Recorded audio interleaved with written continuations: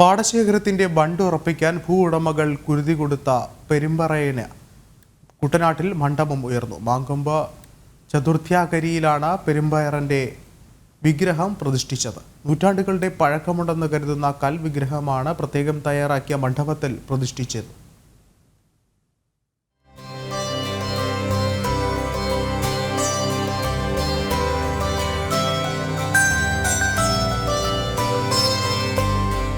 നൂറ്റാണ്ടുകളുടെ പഴക്കമുണ്ട് കുട്ടനാട്ടിലെ പെരുമ്പറയിന്റെ ചരിത്രത്തിന്.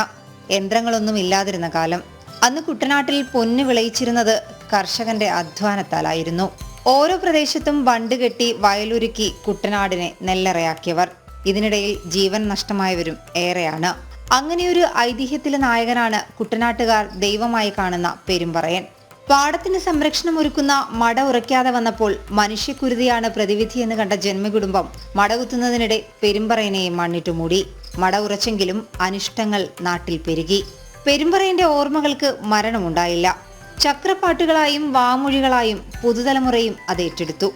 ഇവിടെ അയ്യാട് പാടത്തിൽ ഒരു ഭാഗം സ്ഥിരമായി മടവീഴ്ച ഉണ്ടാകുന്നത് പതിവായിരുന്നു. ജന്മി മടകുത്തും വീണ്ടും മട വീഴും, വീണ്ടും മടകുത്തും വീണ്ടും മട വീഴുന്ന ഒരവസ്ഥയുണ്ട്.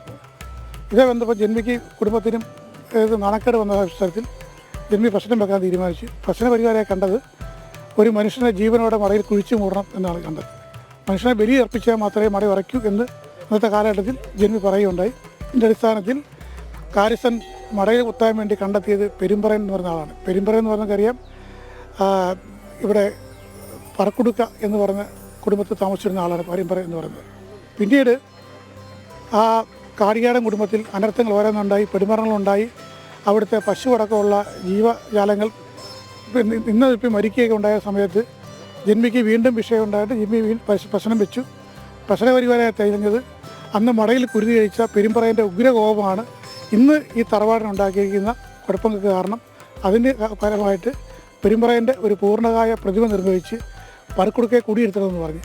ഉത്സവാന്തരീക്ഷത്തിലായിരുന്നു പെരുമ്പറയന്റെ വിഗ്രഹ പ്രതിഷ്ഠ. ദൈവിക സങ്കല്പം എന്നതിനേക്കാൾ പെരുമ്പറയൻ ചരിത്രത്തിന്റെ ഭാഗമാണെന്ന് കരുതുന്നവരാണ് ഇന്നത്തെ തലമുറ.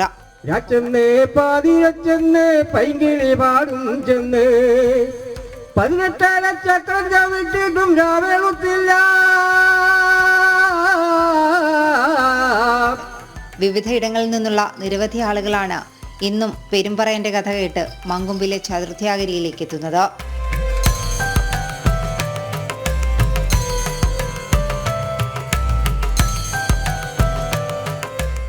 ജനം, ആലപ്പുഴ.